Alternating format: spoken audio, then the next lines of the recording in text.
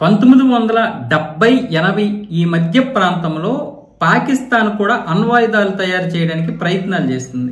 ఈ విషయం ఇజ్రాయెల్కి తెలియడంతో ఇజ్రాయెల్ ఏం చేసిందంటే ఎలాగైనా దీన్ని అడ్డుకోవాలని శత్రువుకు శత్రువు మిత్రుడు అన్న రీతిలో భారతదేశాన్ని కలిసింది. ఎందుకంటే భారతదేశానికి పాకిస్తాన్ మొదటి నుండి శత్రువే కాబట్టి. భారతదేశంలో అప్పట్లో మొరార్జీ దేశాయ్ గారు ప్రధానిగా పనిచేస్తున్నారు. ఆయన్ని కలిసి ఈ విధంగా ఆయనకి మొత్తం వివరించి పాకిస్తాన్ ని ఎలాగైనా అడ్డుకోవాలి, అణ్వాయుధాలు చేయనివ్వకుండా అని చెప్తే మొరార్జీ దేశాయ్ గారు ఒప్పుకోలేదు.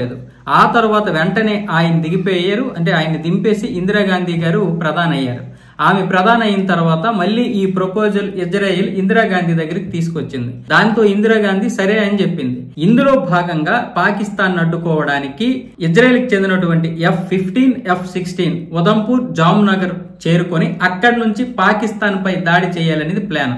ఇందిరాగాంధీ కూడా ఒప్పుకున్నారు. అంతా సిద్ధమైన తర్వాత చివరి క్షణంలో ఇందిరాగాంధీ ఏమైందో తెలియదు కానీ ఈ యొక్క ఒప్పందానికి నో చెప్పారు. ఆ తర్వాత పాకిస్తాన్ ని అడ్డుకోవడం ఎవరి వల్ల కాలేదు.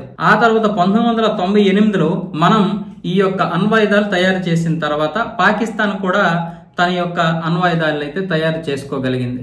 ఆ రోజే గనక ఇజ్రాయెల్కి ఇందిరాగాంధీ అడ్డు చెప్పకపోయి ఉంటే పాకిస్తాన్ దగ్గర ఒక్క అణ్వాయుధం కూడా ఉండేది కాదు.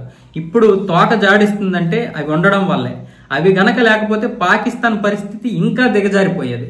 అంతేకాదు అది లేకపోతే పాకిస్తాన్ ని ఎవడు దేకేవాడు కూడా కాదు. ఈ రోజు ముస్లిం దేశాలు, అమెరికా లాంటి దేశాలు కూడా ఈ రోజు ఎంతో కొంత దానిపై దయ చూపిస్తున్నాయి, జాలి చూపిస్తున్నాయి అంటే ఆ బిస్కెట్ల కోసమే, ఈ వార్ హెడ్ల కోసమే.